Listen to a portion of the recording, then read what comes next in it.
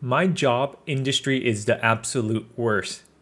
I am a skilled tradesman who's supposed to get a $3,000 bonus at the end of the year if I make the company at least $150,000 in profit per my contract. I ended up doubling it, which is supposed to increase my bonus. Instead, this is what I received. I'm 100% done with this industry. My boss is the absolute worst. I have a broken foot and was resting it at work. Here's the text exchange. My boss said, "Good evening. I was reviewing the cameras from our shift today and noticed that you were sitting on a stool for the majority of your shift. This is completely unacceptable behavior and we will be discussing it tomorrow before shift." I replied, "I cleared it with the team lead and I have 2 broken bones in my left foot. This has been documented with a doctor's note. Aside from that, I packed 240 plus UPH for the entirety of my shift, the full 12 hours. I am not sure you're aware, but we do have a rack list for packing displayed directly above our stations. My efforts earned me first place today. So, just to be clear, my impressive performance was overshadowed by the fact that I wasn't uncomfortable enough while doing it?" My boss replied, "I'm really not appreciating your attitude. You could have just said the first part where it was cleared with another lead instead of being disrespectful. This type of behavior isn't going to get you anywhere here." I responded, "Hey, thanks for wasting my precious time off with some garbage you didn't bother to investigate beforehand. Seriously, 240 plus UPH, what you claim to be the pinnacle of performance there, I achieved it, and I get grief because I was sitting while doing it. You guys need to get your priorities straight. It's no wonder that you have such difficulties retaining staff. I'm not concerned with going anywhere there. It's a toxic environment with ignorant people at the helm. I won't be in tomorrow or ever again." My boss replied, "We don't need to rush to you leaving. Let's talk in the morning and we can sort this out." My final response to him was, "No thanks. Have a good life." My boss is the absolute worst. My boss tried to force me to work on Thanksgiving and on Christmas after one of my co-workers quit on him for trying to force her to do it. Here's the text exchange. My boss said, "Hey Brandon, we're short-staffed for the rest of this year because Sarah just quit without any warning. We're really backed up, so I'm going to need you to come in during Thanksgiving this year. Don't be shocked if you have to come in during Christmas Eve and that day too." I responded, "I already told you 3 weeks ago that I need that week off and you agreed to it. Now you're changing your mind? I will not be working Thanksgiving, and if you ask me again I will not be working for you at all anymore." My boss responded by saying, "We've had to set expectations with you multiple times this year.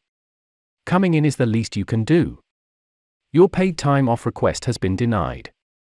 I'm not asking you to come in, I'm telling you that you have to." My last response to him was, "And I am telling you that you'll have no workers at all now. I quit." With a thumbs up emoji. My company is the absolute worst. It pays to be a snitch. Our company posted a sign that says, "Warning.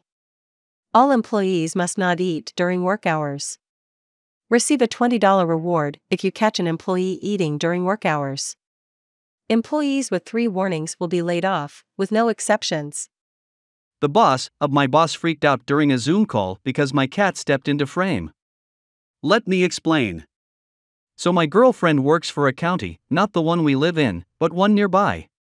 She just got the job about a month ago, but so far she's enjoying it, aside from the terrible pay considering she has a master's degree. They had a Zoom meeting today, where upper management was on the Zoom call. Our cat briefly stepped in frame behind her, and the most senior person on the call, who is the boss of my girlfriend's boss, stopped the whole meeting to freak out. Apparently she's afraid of animals.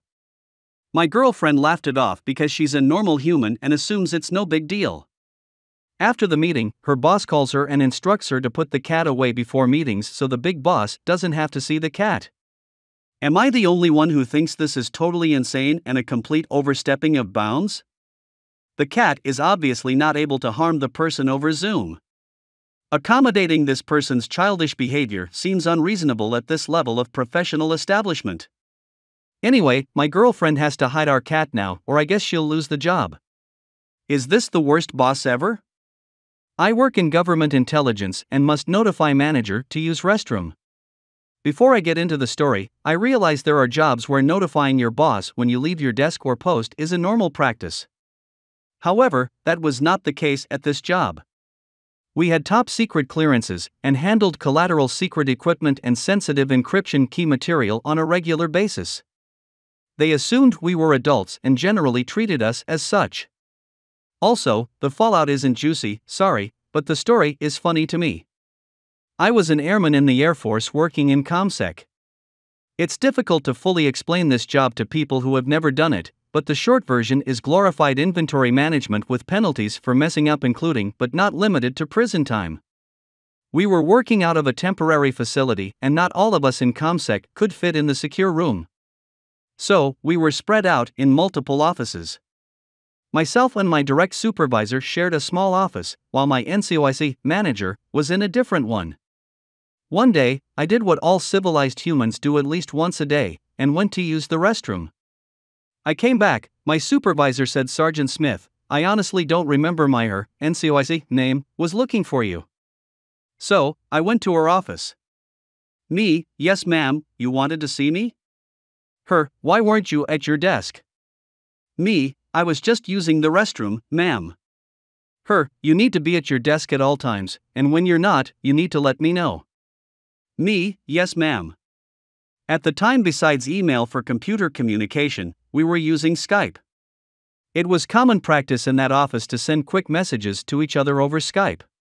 So, I made sure to let her know every time I left my desk using Skype, just as she ordered me to. Every bathroom break. Every drink from the water fountain. I even notified her I was leaving my desk to come talk to her after she told me to come talk to her. Every single time I left my desk, she was notified. Me, "Ma'am, I getting up from my desk to grab a Form 16 from the printer."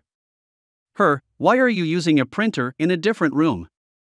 Me, "I'm not, but I have to leave my desk to retrieve it." That was the last straw. She had enough. She told me to stop telling her when I leave my desk except when I leave for lunch. This isn't as grand as most of the stories here, but I just had to share. This was some years ago when I used to work in a restaurant. The owners, Alice, Mom, Debbie, worked with us.